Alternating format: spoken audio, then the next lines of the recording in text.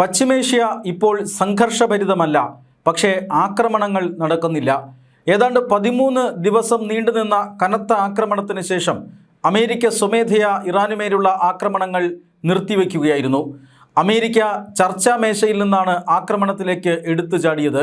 അതായത് ചർച്ചകൾ പുരോഗമിച്ചുകൊണ്ടിരിക്കെ Iran Hormuz കടലിടുക്കിൽ കപ്പലുകളെ ആക്രമിച്ചതും അമേരിക്കൻ പ്രസിഡന്റ് ഡൊണാൾഡ് ട്രംപിനെ വധിക്കാൻ ശ്രമിച്ചതുമെല്ലാം പ്രകോപനത്തിന് കാരണമായി. ഇറാനുമായി ഈ ഭാഷയിൽ ഇനി സംസാരിച്ചിട്ട് കാര്യമില്ല, അവരോട് സംസാരിക്കേണ്ടത് മറ്റൊരു ഭാഷയിലാണ് എന്ന അഭിപ്രായം രേഖപ്പെടുത്തിയാണ് പിന്നീട് ഡൊണാൾഡ് ട്രംപ് തൻ്റെ സൈന്യത്തിന് ആക്രമണത്തിന് നിർദ്ദേശം നൽകിയത്. കനത്ത ആക്രമണമാണ് പിന്നീട് അമേരിക്കൻ സൈന്യം നീണ്ട 13 ദിനരാത്രങ്ങൾ ഇറാനിൽ നടത്തിയത്. ഇറാൻ്റെ മിസൈൽ നിർമ്മാണ കേന്ദ്രങ്ങൾ, മിസൈലുകൾ സൂക്ഷിച്ചിരിക്കുന്ന കേന്ദ്രങ്ങൾ, ഡ്രോൺ നിർമ്മാണ കേന്ദ്രങ്ങൾ, അതിൻ്റെ സംഭരണ കേന്ദ്രങ്ങൾ, റഡാർ സംവിധാനങ്ങൾ, ഇവിടങ്ങളിലൊക്കെയാണ് അമേരിക്ക അതിശക്തമായ ആക്രമണം നടത്തിയത്. ഇറാൻ സൈന്യത്തെ ലക്ഷ്യമിട്ടുകൊണ്ടുള്ള കൃത്യമായ ആക്രമണം. ഹോർമൂസ് കടലിടുക്കിലേക്ക് ആക്രമണം അഴിച്ചുവിടാനുള്ള ഇറാൻ്റെ എല്ലാ സംവിധാനങ്ങൾക്ക് നേരെയും അമേരിക്ക കഴിഞ്ഞ 13 രാത്രികളിൽ നടത്തിയ ആക്രമണത്തിന് കഴിഞ്ഞു. അതിനുശേഷമാണ് അമേരിക്ക സ്വമേധയാ ആക്രമണം നിർത്തിവെച്ചത്. ആക്രമണം നിർത്തിവെക്കുന്നതിന് മുമ്പ് ഇറാനുമായി ചർച്ച നടത്താൻ അമേരിക്ക ശ്രമിച്ചതായി നേരത്തെ സൂചനകളുണ്ടായിരുന്നു. ഇറാഖിൻ്റെ പ്രധാനമന്ത്രി ഒരു ദിവസം ഇറാനിലെത്തി. അത് അമേരിക്കയുടെ ദൂതുമായിട്ടാണ് എന്ന് അന്താരാഷ്ട്ര മാധ്യമങ്ങൾ റിപ്പോർട്ട് ചെയ്തു. എന്നാൽ സമാധാന ശ്രമങ്ങളെ ഇറാൻ തള്ളുകയായിരുന്നു. അമേരിക്കയ്ക്ക് ആയുധങ്ങൾ സംഭരിക്കാനും യുദ്ധവിമാനങ്ങളിൽ എണ്ണയടിക്കാനുമുള്ള ഒരു ഉപാധി മാത്രമാണ് വെടിനിർത്തലെന്നും അതിനിനി തങ്ങൾ തയ്യാറല്ല എന്നുമാണ് ഇറാൻ അറിയിച്ചത്. എന്നാൽ ആക്രമണം നിർത്തിയതായി അമേരിക്ക അറിയിച്ചപ്പോൾ തന്നെ ഇറാനും പ്രത്യാക്രമണങ്ങൾ ഗൾഫ് മേഖലയിൽ നിർത്തിയതായി ഇറാനും അറിയിച്ചു. ചർച്ച നടന്നിട്ടുണ്ട് എന്ന് ട്രംപ് പറയുമ്പോഴും അങ്ങനെ ഒരു ചർച്ചയും നടന്നിട്ടില്ല എന്ന് ഇറാനും പറയുന്നു. എന്നാൽ ഇറാനും അമേരിക്കയും ഒരുപോലെ ആക്രമണങ്ങൾ നിർത്തി എന്ന പ്രസ്താവന ഇറക്കി. ഇതിൻ്റെ അർത്ഥം ചർച്ചകൾ നടന്നിട്ടുണ്ട് എന്ന് തന്നെയാണ്. പക്ഷേ സമാധാനം അരികിലാണ് എന്നൊരിക്കലും പറയാൻ കഴിയില്ല. ഏതു നിമിഷം വേണമെങ്കിലും യുദ്ധം പുനരാരംഭിക്കാം. അതിൻ്റെ സൂചനയാണ് കഴിഞ്ഞ ദിവസം അമേരിക്കയിൽ നിന്ന് വന്നത്. വാഷിംഗ്ടണിലെത്തിയ ഇസ്രായേൽ പ്രധാനമന്ത്രി ബെഞ്ചമിൻ നെതന്യാഹുവും ഡൊണാൾഡ് ട്രംപുമായി കഴിഞ്ഞ ദിവസം കൂടിക്കാഴ്ച നടത്തിയിരുന്നു. ആ കൂടിക്കാഴ്ചയ്ക്കൊടുവിൽ നെതന്യാഹു പറഞ്ഞത് ഇറാനെ ആണവായുധങ്ങൾ ഉണ്ടാക്കാൻ ഒരിക്കലും അനുവദിക്കില്ല എന്ന് തന്നെയാണ്. എന്നു പറഞ്ഞാൽ ഇനിയിപ്പോൾ ഇറാനെതിരായിട്ടുള്ള ആക്രമണങ്ങൾക്ക് ഇസ്രായേലും പോരിനിറങ്ങുന്നു, അല്ലെങ്കിൽ കളത്തിനിറങ്ങുന്നു എന്ന് തന്നെയാണ്. ആദ്യഘട്ടത്തിൽ, അതായത് ഫെബ്രുവരി 28-നാണ് ഇസ്രായേലും അമേരിക്കയും സംയുക്തമായി ഇറാനെ ആക്രമിച്ചത്. ആദ്യഘട്ടത്തിൽ സജീവമായി തന്നെ ഇസ്രായേൽ യുദ്ധവിമാനങ്ങളും ഇസ്രായേൽ സൈന്യവുമെല്ലാം ഇറാനെ ആക്രമിക്കാനുണ്ടായിരുന്നു. എന്നാൽ രണ്ടാം ഘട്ടത്തിൽ അമേരിക്കയുമായി തെറ്റിപ്പിരിഞ്ഞ് ഇറാനെ ആക്രമിക്കാൻ ഇപ്പോൾ ഇസ്രായേൽ തയ്യാറാകുന്നില്ല. അതിൻ്റെ ഏറ്റവും പ്രധാനപ്പെട്ട കാരണം രണ്ട് രാജ്യങ്ങളും തമ്മിലുള്ള അഭിപ്രായ വ്യത്യാസമായിരുന്നു.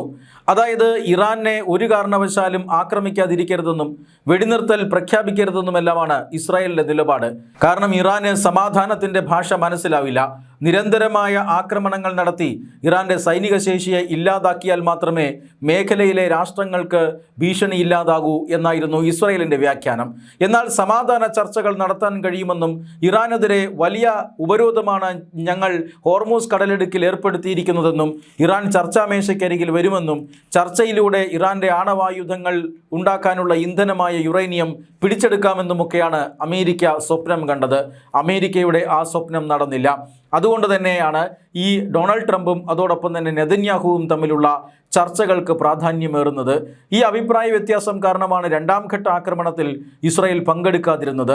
ഇസ്രായേൽ സൈന്യം നേരിട്ട് ആ ആക്രമണത്തിൽ പങ്കെടുക്കാതിരുന്നതിൻ്റെ കാരണങ്ങൾ പലതരത്തിൽ ചർച്ച ചെയ്യപ്പെടുന്നുണ്ട്. പക്ഷേ ഏറ്റവും പ്രധാനം ഈ അഭിപ്രായ വ്യത്യാസങ്ങളാണ് എന്നാണ് വിദേശകാര്യ വിദഗ്ധർ നൽകുന്ന സൂചന.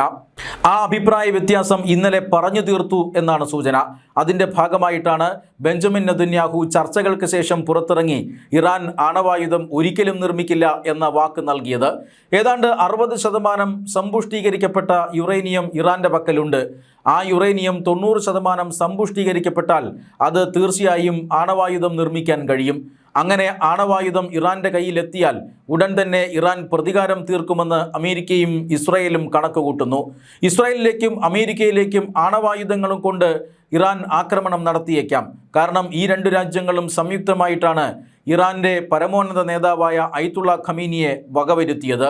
ഫെബ്രുവരി 28-ന് ആദ്യ ദിവസം തന്നെ, ആക്രമണത്തിൻ്റെ ആദ്യ ദിവസം തന്നെ അയത്തുള്ള ഖമീനി കൊല്ലപ്പെടുകയായിരുന്നു. അപ്രതീക്ഷിതമായിട്ടാണ് അമേരിക്കയും അതുപോലെ തന്നെ ഇസ്രായേലും ഇറാനുമേൽ ആക്രമണം നടത്തിയത്. അയത്തുള്ള ഖമീനിക്ക് ഒളിവിൽ പോകാനുള്ള സമയം പോലും കിട്ടിയില്ല. ചർച്ചകൾ ഒരു ഭാഗത്ത് പുരോഗമിക്കുമ്പോൾ അയത്തുള്ള ഖമീനി ഉന്നത ഉദ്യോഗസ്ഥരുമായി പതിവ് പോലെ തൻ്റെ ഓഫീസിൽ ചർച്ചകൾ നടത്തിക്കൊണ്ടിരിക്കുമ്പോഴാണ് വലിയ ആക്രമണം അമേരിക്കയും ഇസ്രായേലും ചേർന്ന് നടത്തിയത്. ആ ആക്രമണത്തിൽ ഖമീനി അടക്കം നിരവധി ആളുകൾ കൊല്ലപ്പെട്ടു. അതുകൊണ്ട് തന്നെ പക വീട്ടുമെന്ന് ഇറാൻ പ്രഖ്യാപിച്ചു കഴിഞ്ഞിരിക്കുകയാണ്. അയത്തുള്ള ഖമീനിയുടെ ഖബറടക്ക ചടങ്ങിൽ ആയിരങ്ങളാണ് ഇത്തരത്തിൽ ട്രംപിനെ വധിക്കുമെന്ന പ്ലക്കാർഡുമായി എത്തിയത്. നിരപരാധിയായ തൻ്റെ പിതാവിൻ്റെ രക്തത്തിന് പകരം ചോദിക്കുമെന്ന് പ്രഖ്യാപിച്ചു കഴിഞ്ഞിരിക്കുന്നു. അതുകൊണ്ട് തന്നെ ഇറാൻ്റെ ആണവായുധങ്ങൾ എങ്ങനെയും പിടിച്ചെടുക്കാനാണ് അമേരിക്കയും ഇസ്രായേലും ഇപ്പോൾ തക്കം പാർത്തിരിക്കുന്നത്. അതിനുവേണ്ടിയിട്ടാണ് രണ്ടുപേരും യോഗം ചേർന്നിരിക്കുന്നത്. ഇനി ഇറാന് ഉറക്കമില്ലാത്ത രാവുകളായിരിക്കും എന്നുറപ്പാണ്. അതേസമയം ഇറാനെ അനുകൂലിച്ചുകൊണ്ട് പ്രവർത്തിക്കുന്ന ഭീകര സംഘടനകൾ, ലോകമെമ്പാടുമുള്ള ഭീകര സംഘടനകൾ ആക്രമണത്തിൻ്റെ കളത്തിലേക്ക് ഇപ്പോൾ ഇറങ്ങിയിരിക്കുകയാണ്. കഴിഞ്ഞ ദിവസം സൗദി അറേബ്യയുടെ തന്ത്രപ്രധാനമായ എണ്ണ കേന്ദ്രങ്ങളിലേക്ക് ഈ പറയുന്ന ഭീകര സംഘടനകൾ ഡ്രോൺ ആക്രമണം നടത്തി. ഇറാനെ അനുകൂലിക്കുന്ന ഭീകര സംഘടനകൾ സൗദി അറേബ്യയുടെ കിഴക്കൻ പ്രവിശ്യയിലുള്ള തന്ത്രപ്രധാനമായ പെട്രോളിയം കേന്ദ്രങ്ങൾക്ക് നേരെയാണ് ആക്രമണം നടത്തിയത്. ഈ ആക്രമണങ്ങളെ എന്നാൽ സൗദി അറേബ്യ അതിശക്തമായി തന്നെ പ്രതിരോധിച്ചു. ആകാശത്ത് വെച്ച് തന്നെ ഡ്രോണുകളെ ഇല്ലാതാക്കാൻ സൗദി അറേബ്യയ്ക്ക് കഴിഞ്ഞു. ഇറാഖിൽ പ്രവർത്തിക്കുന്ന ഭീകര സംഘടനകൾക്ക് നൽകിയിട്ടുണ്ട്. മേജർ ജനറൽ തുർക്കി മലാക്കിയാണ് ഈ ആക്രമണത്തെ, അതായത് പെട്രോളിയം കേന്ദ്രങ്ങൾക്ക് നേരെ നടന്ന ആക്രമണത്തെ സ്ഥിരീകരിച്ചത്. തങ്ങൾക്ക് തങ്ങളുടെ രാജ്യത്തിൻ്റെ പരമാധികാരം സംരക്ഷിക്കാനുള്ള എല്ലാ അവകാശവും ഉണ്ടെന്നും തീർച്ചയായും ഉചിതമായ സമയത്ത് തിരിച്ചടിക്കുമെന്ന് സൗദിയും പറഞ്ഞിട്ടുണ്ട്. ഇതേസമയം തന്നെ ചെങ്കടലിൽ ഹൂതികളും നാവിക ഉപരോധം തീർക്കുകയാണ്.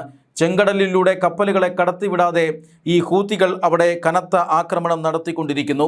കഴിഞ്ഞ ദിവസവും സൗദിയുടെ ഒരു കപ്പൽ NCC ഗസൽ എന്ന് പറയുന്ന കപ്പലിനെ ഈ പറയുന്ന ഹൂത്തികൾ ആക്രമിച്ചിരുന്നു. കപ്പൽ ആക്രമിക്കപ്പെട്ടിട്ടുണ്ടെന്നും എന്നാൽ നാവികരെല്ലാം സുരക്ഷിതരാണ് എന്നുമാണ് സൗദി അറേബ്യ ഇപ്പോൾ അവകാശപ്പെട്ടിരിക്കുന്നത്. കഴിഞ്ഞ കുറേ നാളുകളായി ഗൾഫ് രാജ്യങ്ങളിലേക്ക് ആക്രമണങ്ങളൊക്കെ നടത്തുന്നുണ്ടെങ്കിലും സൗദി അറേബ്യ ആക്രമണത്തിന് അധികം വിധേയമായിരുന്നില്ല. ഇപ്പോൾ ഇതാ മറ്റു ചില സംഘടനകൾ, പ്രോക്സി സംഘടനകൾ രംഗത്തെത്തി സൗദി അറേബ്യയ്ക്ക് നേരെ വലിയ ആക്രമണം നടത്തിക്കൊണ്ടിരിക്കുന്നു. ഈ സാഹചര്യത്തിലാണ് ബെഞ്ചമിൻ നെതന്യാഹുവും ഡൊണാൾഡ് ട്രംപുമായിട്ടുള്ള ചർച്ചകൾ വൈറ്റ് ഹൗസിൽ നടന്നത്. അമേരിക്കയുടെ പരമാധികാരം സംരക്ഷിക്കുന്നതിനും ഇസ്രായേലിനെ ഈ ഒരു യുദ്ധ സാഹചര്യത്തിൽ നിന്നും രക്ഷിക്കുന്നതിനുമായിരിക്കാം അമേരിക്കയുടെ ശ്രമം. എന്തായാലും ബാക്കിയുള്ള ഇറാൻ്റെ കൈവശമുള്ള യുദ്ധസന്നാഹങ്ങൾ കൂടി അടിച്ചമർത്താനാണ് ഇപ്പോൾ അമേരിക്കയും ഇസ്രായേലും തീരുമാനിച്ചിരിക്കുന്നത്. ഇസ്രായേലിൻ്റെ പിണക്കം മുഴുവൻ മാറിയാൽ 2-3 ദിവസത്തിനകം അമേരിക്കൻ സൈന്യത്തോടൊപ്പം ഇസ്രായേൽ സൈന്യവും ഇറാനെ ആക്രമിക്കാൻ രംഗത്തുണ്ടാകുമെന്ന് കരുതപ്പെടുന്നു.